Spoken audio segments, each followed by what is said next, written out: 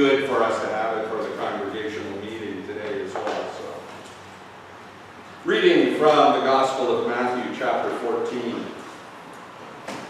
Immediately Jesus made the disciples get into the boat and go ahead of him to the other side, while he dispersed the crowds. And after he sent the crowds away, he went up the mountain by himself to pray. When evening came, he was there alone. Meanwhile, the boat, already far from land, was taking a beating from the waves because the wind was against it. As the night was ending, Jesus came to them walking on the sea. When the disciples saw him walking on the water, they were terrified and thought he was a ghost. But Jesus spoke to them. "Have courage. It is I. Do not be afraid." Peter said to him, "Lord, if it is you, order me to come to you on the water." So he said, "Come."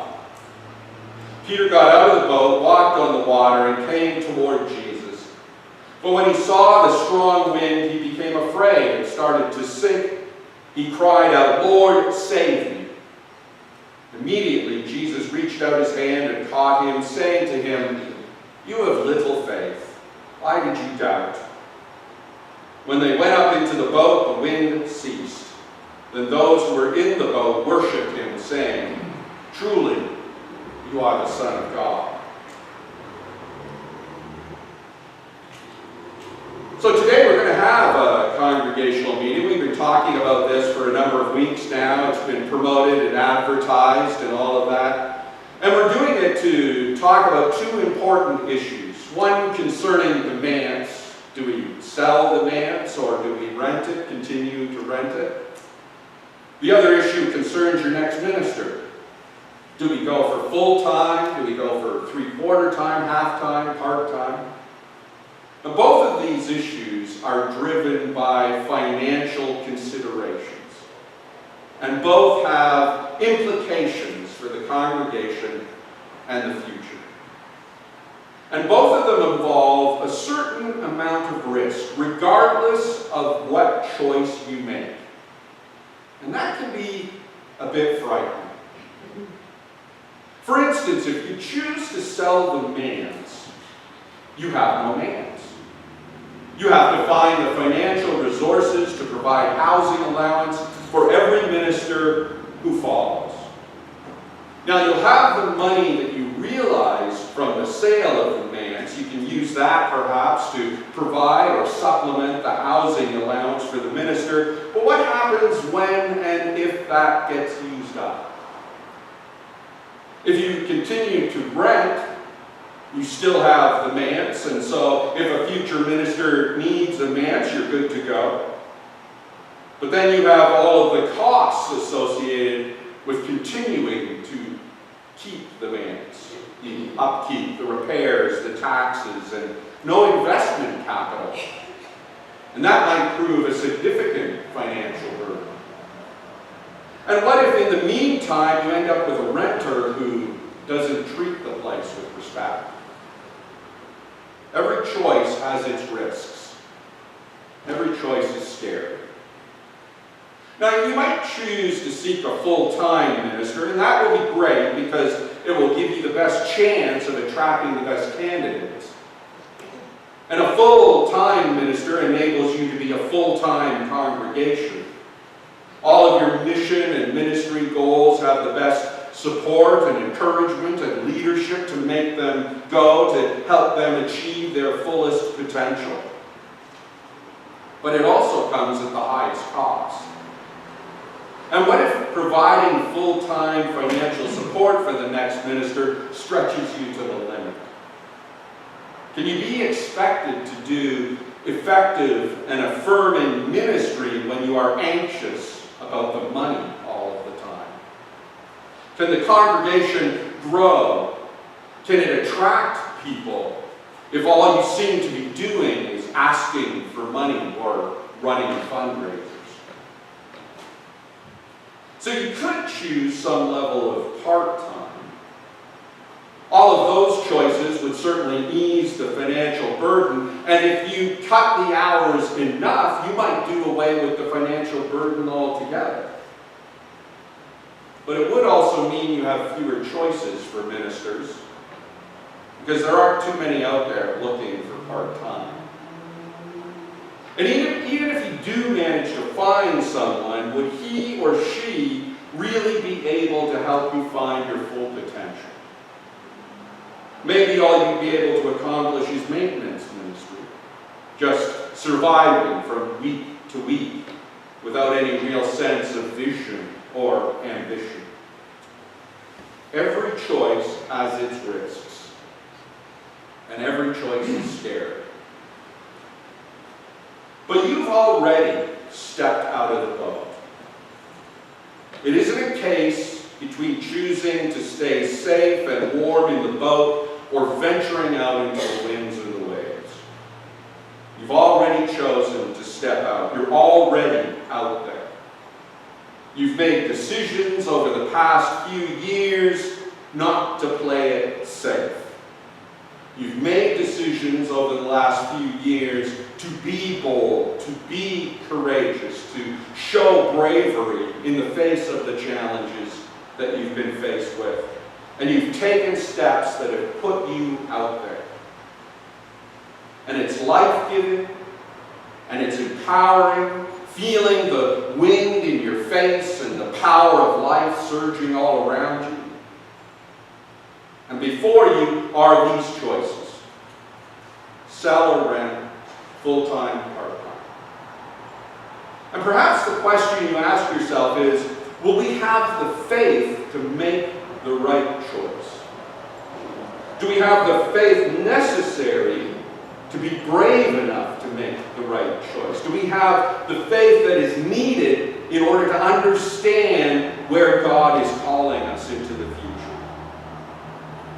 That's where this story of Peter on the water speaks to us, I think. Now, usually, when we read this story, Peter always comes out looking poorly. He's bold enough to get out of the boat. He's faithful enough to walk on the water, for the first little bit anyways. But then he gets distracted by the storm going on around him, and that's where we get to wag our finger at him and along with Jesus say, see, you should have had more faith. And usually the story ends with a nice moral about keeping your eyes upon Jesus. There's always been one thing that has puzzled me about this story. Peter gets frightened by everything going on around him, and then the really odd part happens. And starting to sink, he cried out, Lord, save me. You hear that? He starts to sink. Well, so what, you say? It shows he lacked faith. It shows he didn't keep his eyes upon Jesus. It shows he let his fear rule him. Well, that may be true, but don't you find it odd that he isn't instantly sucked down into the depths of the sea? He doesn't immediately plunge beneath the waves. He starts to sink. In fact, he is sinking slowly enough that he's able to cry out for help. It's a slow process. Slow enough that he's able to assess things, that he's able to realize he's in a bit of trouble and he needs to call out. Jesus has time to bridge the distance between them, reach out his hand and lift him up. And Jesus doesn't chastise Peter for his lack of faith. He chastises him for his little faith, for the doubts he lets creep into his thinking. Peter has faith. He is, without a doubt, bold and courageous and faithful. If he wasn't, he never would have been able to challenge Jesus. He never would have been able to get out of the boat. He would have never dared to seek to walk where Christ walks. Peter has faith. And that faith, even as small as it might be, still holds him up. still keeps him afloat, still gives him the time he needs to reorient himself toward the only one who can save him at that moment. Oftentimes when we seek direction within the church, when we seek to live faithfully, we set such high ambitions for ourselves that we miss the point that even our small faith is still sufficient to bear us up, to bring us into encounter with life's surging potential.